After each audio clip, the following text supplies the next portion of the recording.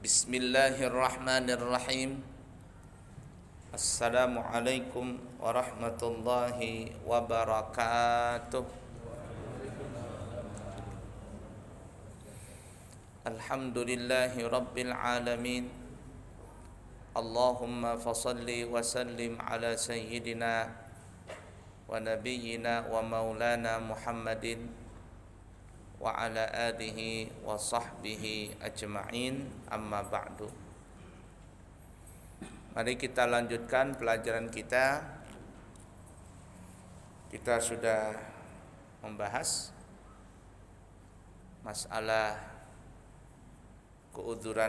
keuzuran seseorang, yakni uzur syar'i ya, yang mana apabila seseorang itu datang kepadanya keuzuran syar'i, maka orang itu boleh meninggalkan sholat berjamaah, yakni dia tidak terkena sanksi makruh, dan juga orang itu tidak terkena, dan orang itu boleh meninggalkan Jumat, yakni orang itu tidak berdosa kalau meninggalkan Jumat, tapi diwajibkan tetap untuk melaksanakan sholat zuhur. Nah, kita sudah bahas beberapa keuzuran syar'i yang kita sebutkan kemarin. Sampai berapa kemarin? Sudah 9. Sekarang yang ke-10. Sebutkan apa yang ke-10? 10. Imam berpanjang-panjang yang melebihi dari sesuatu yang telah disyariatkan. Imam berpanjang-panjang di dalam masalah salat, baik itu ruku atau sujud atau segi bacaan, yang melebihi daripada standar pada umumnya. Nah, kalau seandainya dia berpanjang-panjang sampai orang yang menjadi makmum itu marah, maka sang makmum itu boleh meninggalkan berjamaah dengan imam seperti itu.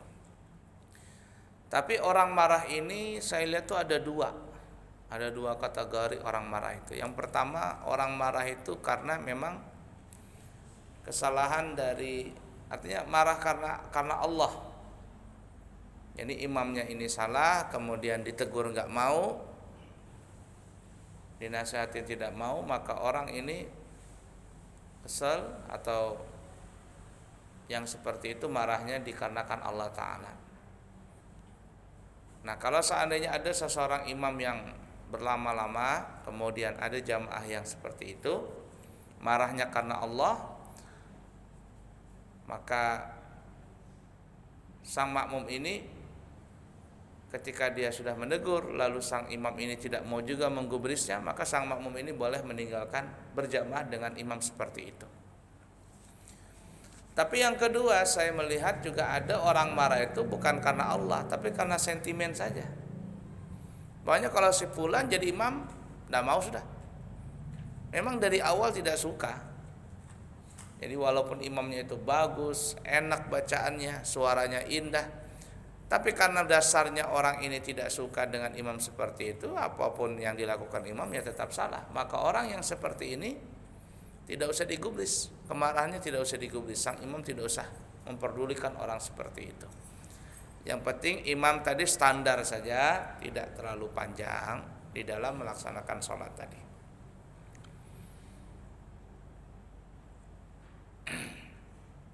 Gitu ya. Nah, kecuali kalau seandainya sudah kesepakatan antara imam dengan makmum, ini biasanya di masjid-masjid komunitas. Arti komunitas itu mungkin ya jamaahnya ya itu-itu aja, tidak ada yang lain. Maka yang seperti ini bisa disepakati. Seperti umpama di pesantren. Pesantren itu kan ya jamaahnya ya paling-paling tidak ada orang lain kecuali murid-muridnya saja. Itu yang paling sering. Nah, umpamanya sang imamnya ini melaksanakan sholat, katanya kita mau sholat lama ini, seperti sholat tarawih umpama. Kita mau sholatnya 1 juz dalam sholat tarawih. Kalau sudah sepakat apalagi. Salah satu pesantren di Indonesia itu di pesantren Temboro, di mana tuh? Di Magetan atau di mana tuh? Jawa Timur atau Jawa mana tuh? Lah itu kalau bulan puasa salatnya itu bukan 1 juz, tapi 1 kali khatam. 1 kali khatam Al-Qur'an. Sampai subuh salatnya. Ya, cuman yang baca ini kan lancar. Kalau orang lancar itu standarnya ya antara 1/4 jam, kurang lebih 1 juz itu. 1 juz itu seperempat jam. Jadi kalau dia 1 jam berarti berapa juz itu? 4 juz. 4 juz. Nah sekarang kali berapa? 20 bagi 4. 5 jam. 5 jam selesai. Cuman saya baca di situ 8 jam. Baru selesai khataman. Tiap malam seperti itu. Karena yang sholatnya hafal Quran, makmumnya hafal Quran, sudah sepakat ya enggak apa-apa. Kalau ada orang yang mau ikut monggo, kalau orang yang enggak mau ikut juga orang apa-apa. Itu kan sudah komunitas seperti itu. Nah, tapi kalau pada umumnya apalagi masjid itu masjid ya ibarat kata masjid, kalau istilah saya itu masjid persinggahan. Masjid persinggahan itu ya masjid yang di pinggir jalan, masjid yang banyak orang kerja kantoran di situ sekitarnya. Maka standar-standar sajalah. Standar-standar saja. Artinya jangan terlalu cepat, jangan juga terlalu pendek, jangan juga terlalu lama. Mudah dipaham kira-kira ya. Dulu ada ya, saya punya teman begitu. Dia ini waktu itu mampir ke masjid itu. Dia nggak tahu itu masjid komunitas atau apalah, akhirnya ya zamannya itu aja gitu. Tiba-tiba pas sholat dia ini sakit perut. Tiba-tiba ada sakit perut atau apa gitu ya, pokoknya ya berkaitan dengan perut lah. La ilaha illallah, imamnya tuh lama banget, sujudnya lama, rukuknya lama, mungkin dia baca itu sampai 11 kali mungkin. Lama sekali. Saya punya teman ini enggak tahan lagi sudah katanya, mau dibatalin rasanya. Saking enggak tahannya dia itu. Ya, selesai itu alhamdulillah katanya sempat dia akhirnya bisa buang hajat katanya. Cuman dia katanya jerak enggak mau lagi salat di situ. Kata saya di mana salatnya? Di sebelah sana katanya. Kata saya itu kan masjid komunitas. Bubuhannya saja di situ. Ya saya salah masuk masjid katanya. Ya ala kulli hal seperti itu tadi ya. Nah, jadi kalau kita di masjid yang pinggir jalan, kalau saya itu bilang menyebutnya masjid persinggahan, maka jadi imamnya harus standar-standar saja. Jangan terlalu cepat, jangan juga terlalu lama. Nah, bagi kita nanti ini kondisinya kalau kita sebagai makmum ya, kondisinya kembali kepada kita. Ada orang tua sudah tua nggak tahan lagi salat. Kalau jadi imam kalau ada orang jadi imam dia nggak tahan, maka dia kondisi seperti ini ya mau bagaimana lagi? Maka dia boleh meninggalkan jamaah dengan imam yang dia nggak tahan. Kepada imam seseorang yang dia nggak tahan kalau orang itu jadi imam, maka orang yang jadi makmum ini yang tua sudah boleh berudzur seperti itu. Mudah dipaham kira-kira ya? Baik, lanjut. Uzur yang ke-11. Imam meninggalkan sunnah-sunnah di dalam salat. Imam meninggalkan sunnah di dalam salat, baik sunnah ab'ad ataupun sunnah hayat.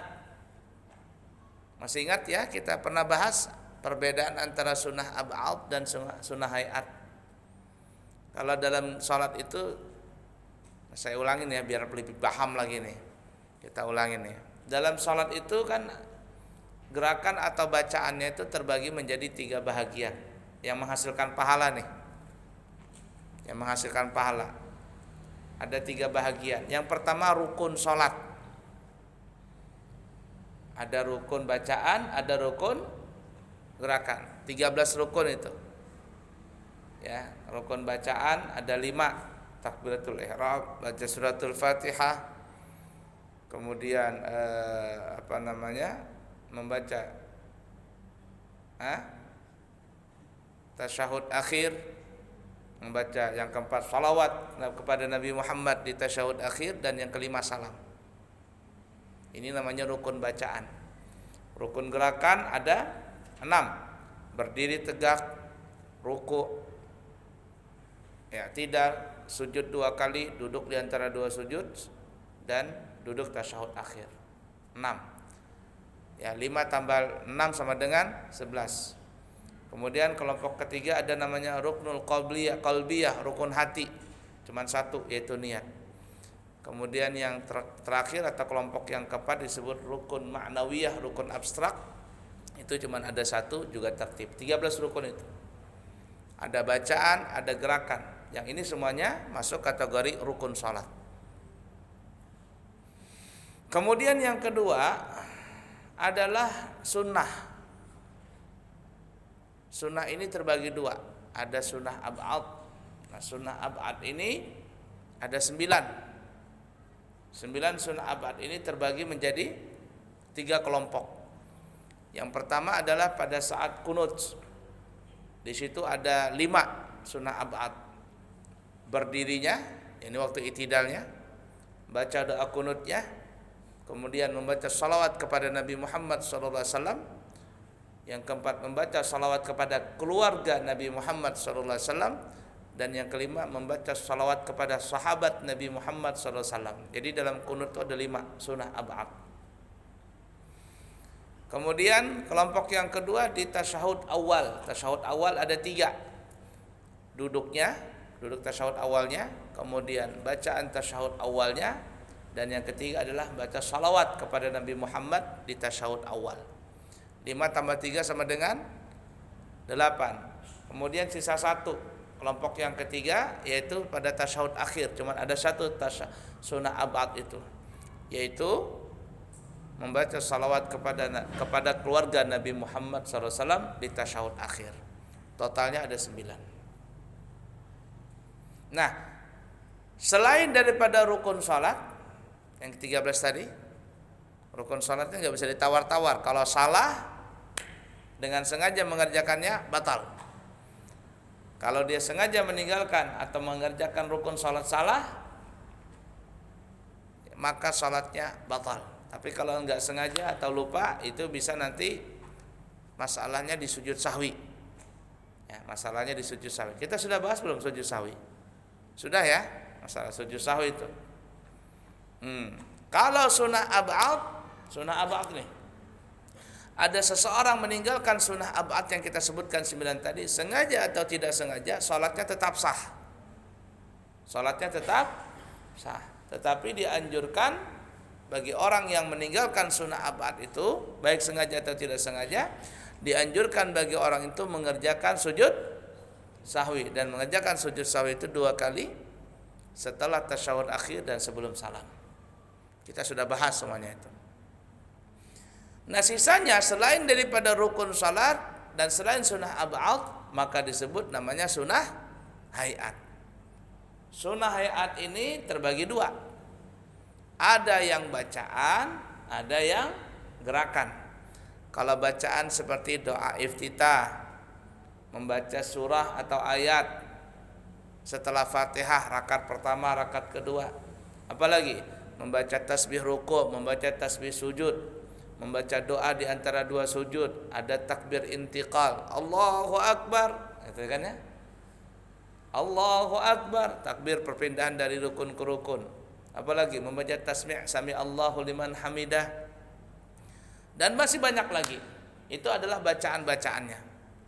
Kemudian gerakannya, gerakan sunnah ab'ad, umpama menaruh tangan di sini, di atas pusat di bawah dada, mengangkat kedua tangan pada saat takbiratul ihram, pada saat mau ruku, pada saat i'tidal, pada saat bangkit dari sujud kedua, bangkit dari tasyahud awal menuju rakaat ketiga.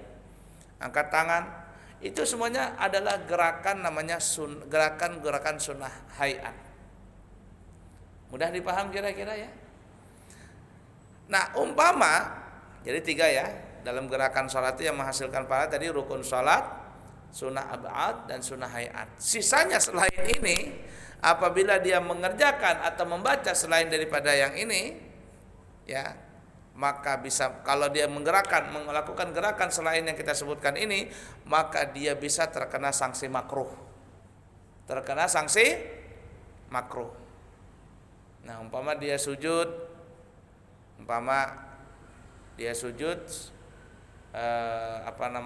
tangannya, jarinya tidak lima-limanya ditaruh di lantai. Dia meletakkan telapak tangannya di lantai, tapi jarinya diangkat begini. Nah gini, makruh begini, ya.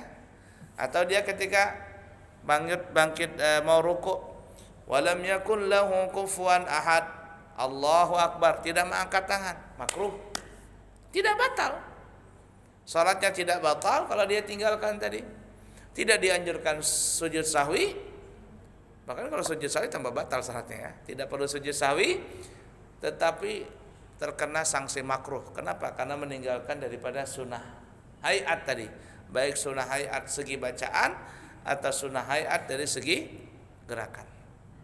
Udah dipaham dulu nih. Nah, kemudian kita kembali ke masalah tadi. Kita sebagai makmum mendapati imam ketika dia sholat banyak sekali melanggar peraturan-peraturan tadi. Oke lah, rukun sholat dia kerjakan, tapi sunnah ab'ad dia tinggalkan. Umpama imamnya tidak berkunut, atau dia tinggalkan sunnah hayat. Dia tinggalkan sunnah hayat, rakaat pertama, rakaat kedua cuman baca Fatihah doang. Kemudian umpama dia sholatnya itu gerakannya nang kayak di patok ayam, Allahu Akbar, Allahu Akbar, nang kayak di TV itu, ya di YouTube di mana tuh. Sholat tarawih 20 menit cuman 7 menit, sholat tarawih 20 rakaat cuman 7 menit.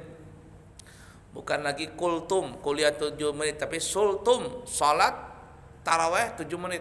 Allahu Akbar, Allahu Akbar, Allahu Akbar. Itu bukan lagi meninggalkan sunnah itu meninggalkan rukun sholat. Meninggalkan syarat salat, tidak ada tuh maknina apa, kacau semuanya.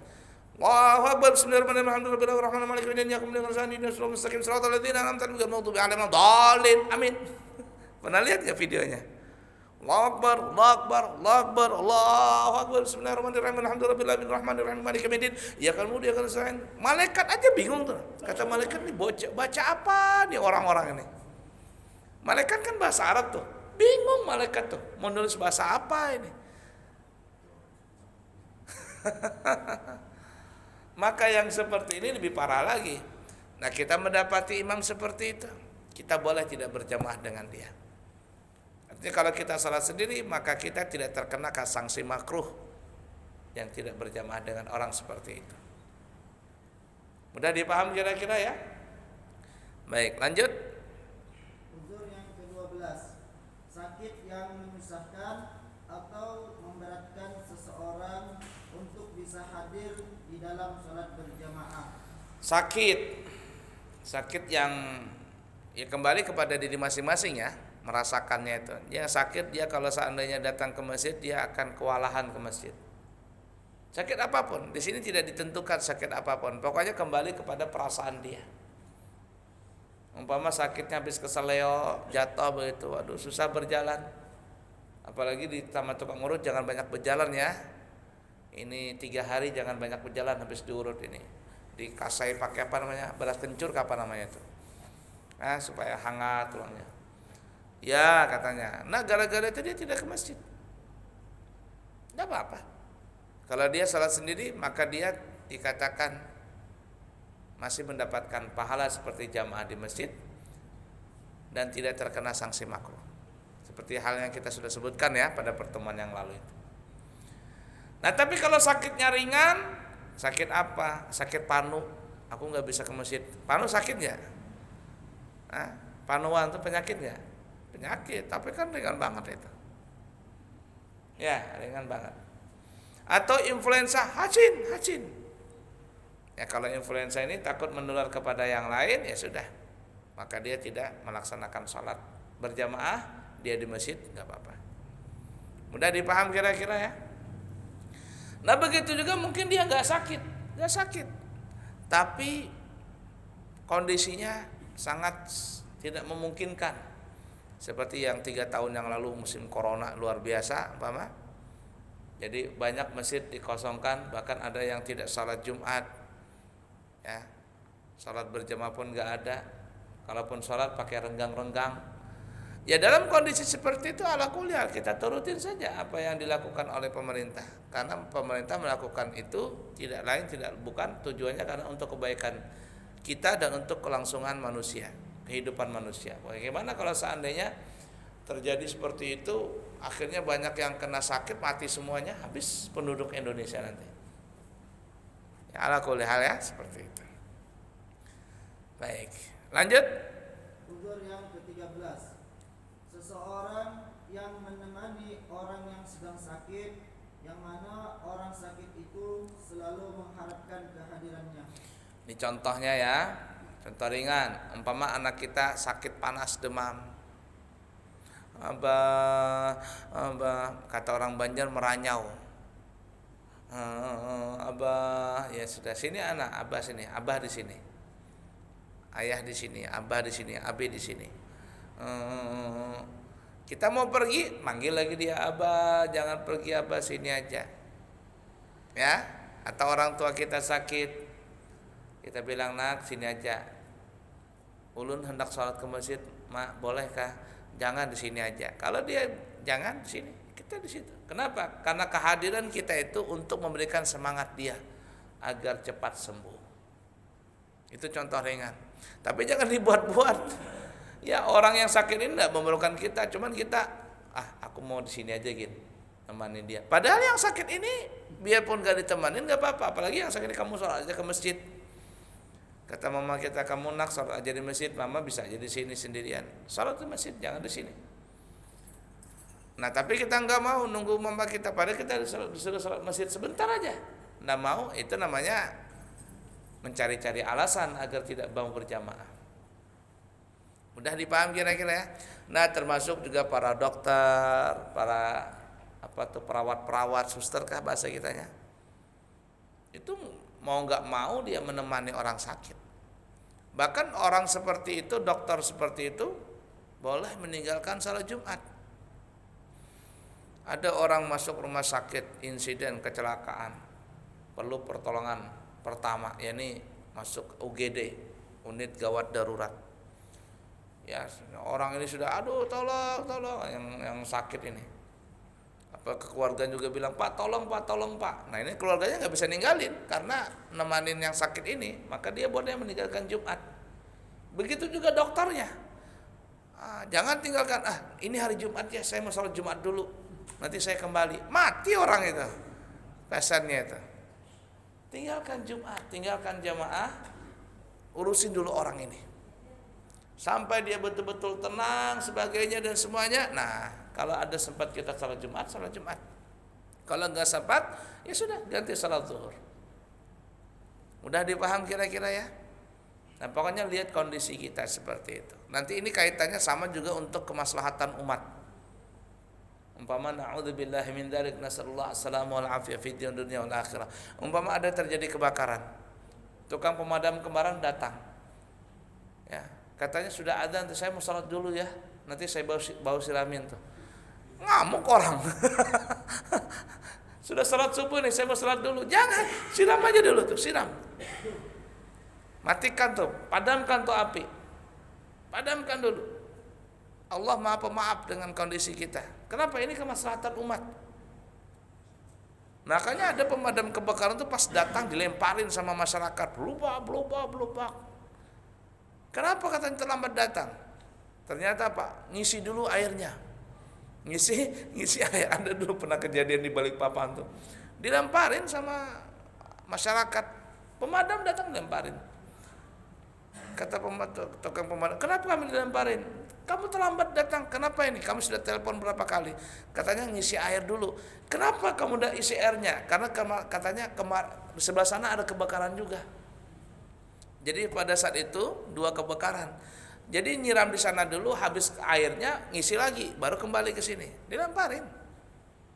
Nah ketika itu ada yang saya jangan dilemparin. Orang kita bersyukur dia sudah datang. Datang mereka baru nyemprot. Nah itu. Jadi kalau kondisi seperti itu ya sudah. Untuk kemaslahatan umat kita kerjakan dulu. Termasuk polisi-polisi. Lalu lintas tuh macet tuh.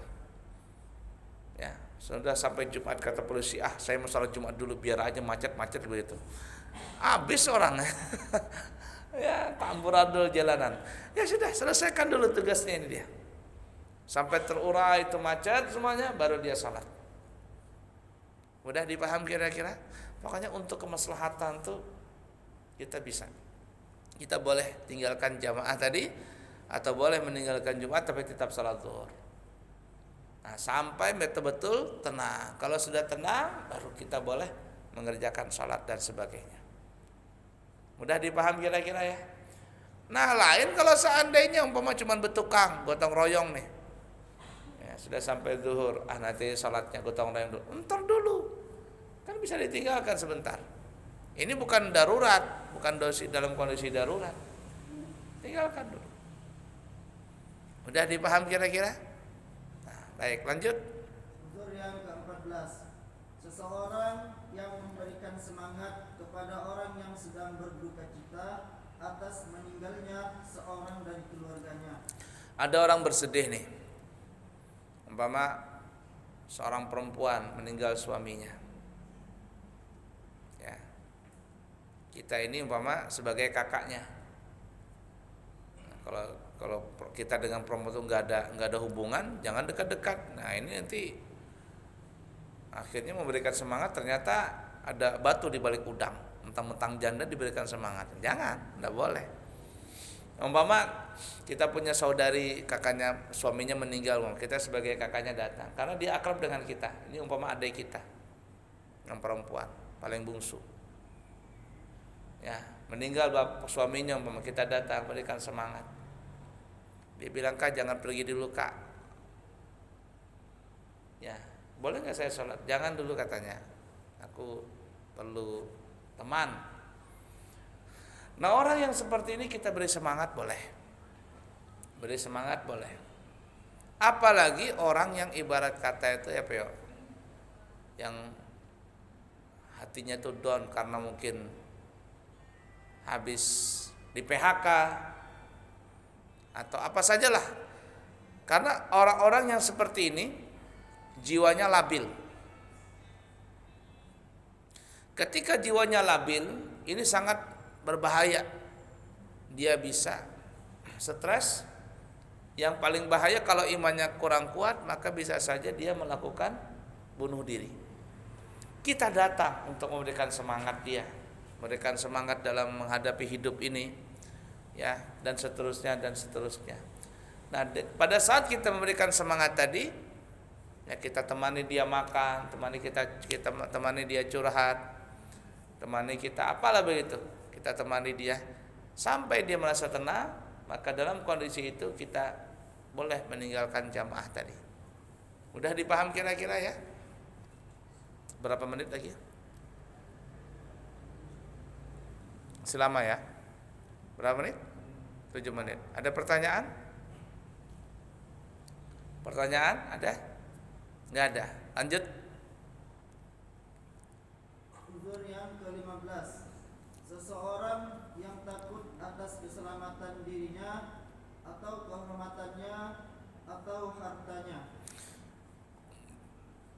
Orang ini menjaga hartanya atau dirinya atau kehormatannya. Umpama gini ya, mau ke masjid, tapi di situ umpama ada orang lagi tawuran, ya, ada orang lagi apa begitu ya. Nah, kalau seandainya dia ke sana takut nanti kena imbas dari tawuran tadi. Maka pada kondisi seperti itu katanya di rumah saja. Lagi kacau nih suasana di luar. Kan pernah tuh berapa kali di Balikpapan pernah terjadi kekacauan seperti itu. Tapi kekacauan kita ini alhamdulillah masih bisa ditangani. Saya melihat ya di kalau di daerah lain tuh ya yang bisa ada potensi apa namanya itu tawuran atau ada apa namanya yang perkelahian dan sebagainya. Itu biasanya di daerah yang ada apa namanya itu ada suku aslinya. Ini biasanya ada sedikit potensi untuk terjadi gesekan antara penduduk asli dengan pendatang. Itu sering terjadi. Tapi alhamdulillah kita di Balikpapan ini rata-rata semuanya pada pendatang. Jadi tidak ada yang gesekan yang terlalu mencolok seperti itu. Nah kalau seandainya ada terjadi tawuran atau ada jadi perkelahian atau umpama ada perampokan atau ada terjadi kayak di mana namanya di Papua ada apa namanya itu KKB dan sebagainya. Kita ini kalau keluar berbahaya, nyawa kita terancam. Maka kita boleh meninggalkan jamaah tadi atau meninggalkan Jumat sekalian. Tapi tetap salat zuhur. Karena bisa mengancam jiwa kita, keselamatan kita. Atau mengancam apa namanya ini harta kita. Musim maling nih. Musim maling. Kita tidak bisa meninggalkan rumah kita ini. Kalau terjadi apa-apa. Nah begini juga kalau satpam ya, satpam itu. Ada orang petugas satpam itu tidak bisa ditinggalkan tuh. Ya sudahlah, dimaklumin. Ya, nanti minggu depan kalau bukan tugas saya kan itu kan di rolling ya. Tidak apa-apa. Satpam itu berbahaya tuh. Jiwanya banyak terancam itu kalau dia ada perampokan atau apa. Nah, dia menjaga keamanan di bank atau di apa. Karena kalau seandainya tidak ada satpamnya dan sebagainya, ini orang-orang jahat itu bisa saja melakukan perbuatan kejahatannya dengan kondisi kesempatan itu. Satpamnya nggak ada umpama. Ya, pos-pos penjagaan itu jangan ditinggalkan. Ya, yang rawan-rawan tadi. Nah itu keselamatan daripada harta tadi. Atau kehormatan dia. Umpama seseorang ini difitnah.